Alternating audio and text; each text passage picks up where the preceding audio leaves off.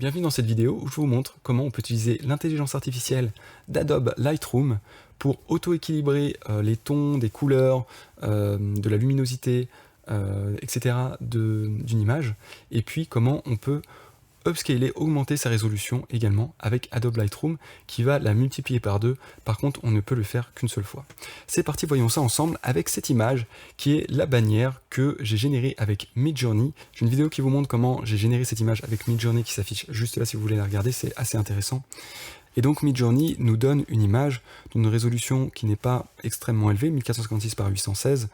Si on veut avoir une bannière de YouTube qui respecte ce qui est conseillé par YouTube, c'est quand même plus élevé, il faut au moins du x2 justement, et pour que ça puisse s'afficher sur tous les devices, y compris les devices par exemple comme des télé 4K, voilà, qui ont besoin d'une résolution plus importante.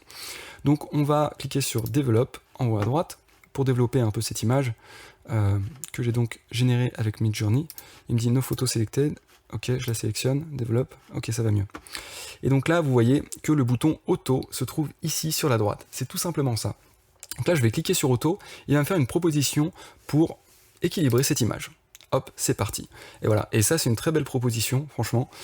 Donc, de manière générale, ça fonctionne très bien, de manière générale.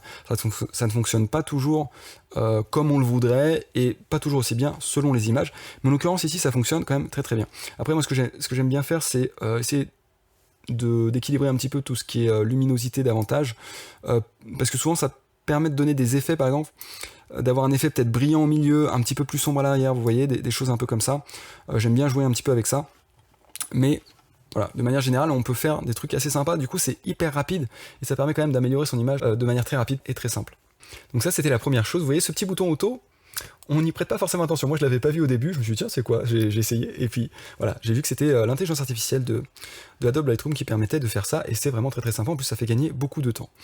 La deuxième option, c'est tout simplement de faire clic droit, et puis voilà, c'est ici Enhance, avec un petit raccourci CTRL-ALT-I. Donc je clique là-dessus, il me dit Super Resolution, c'est parti, Enhance, et donc là, il va travailler un petit peu en haut à droite, il va générer un fichier DNG, voilà, qui est un fichier au format pour Adobe Lightroom, qui prend pas mal de place, qui va être le format qu'il va utiliser tant que vous n'avez pas exporté votre image. Voilà, donc là il a terminé, c'était quand même assez rapide, il me les a empilés, donc si je double-clique, voilà, j'ai la deuxième qui apparaît ici, et donc là après je peux l'exporter tout simplement pour avoir mon image en résolution x2.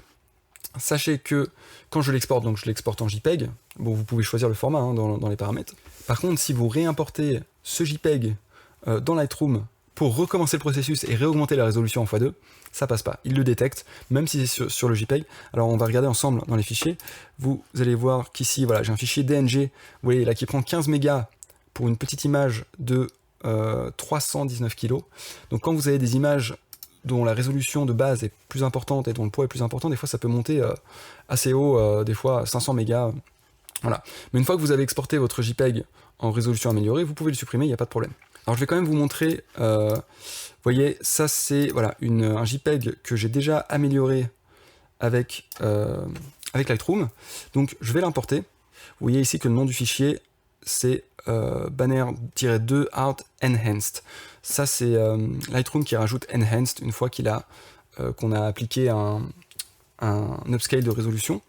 Donc voilà, sur celle-ci, si j'essaye de faire clic droit, enhance, voilà, il me dit photo already enhanced, donc je ne peux pas le refaire une seconde fois, même si c'est sur le JPEG. Donc pour ça, vous avez une autre solution si vous voulez upscaler davantage que x2, c'est d'utiliser une intelligence artificielle qui s'appelle Real ESRGAN. Il y a un lien pour la vidéo qui s'affiche juste là, c'est totalement gratuit. Franchement, n'hésitez pas à l'utiliser, ça marche franchement très bien, notamment pour des images de ce type un petit peu abstraites. Voilà, j'ai une petite vidéo qui vous montre un petit peu ce que ça donne, comment ça fonctionne, et voilà, c'est très très sympa et c'est gratuit. Donc n'hésitez pas à utiliser cet outil si vous avez besoin d'upscaler davantage. Voilà pour cette petite vidéo courte et simple qui vous montre ces fonctionnalités d'intelligence artificielle d'Adobe Lightroom. Si jamais vous l'avez ou que vous l'avez de manière un petit peu officieuse. Si vous avez la moindre question, postez-la en commentaire, mettez un petit pouce bleu si vous avez bien aimé la vidéo, c'est super sympa, ça vous coûte rien, et puis ça aide la chaîne.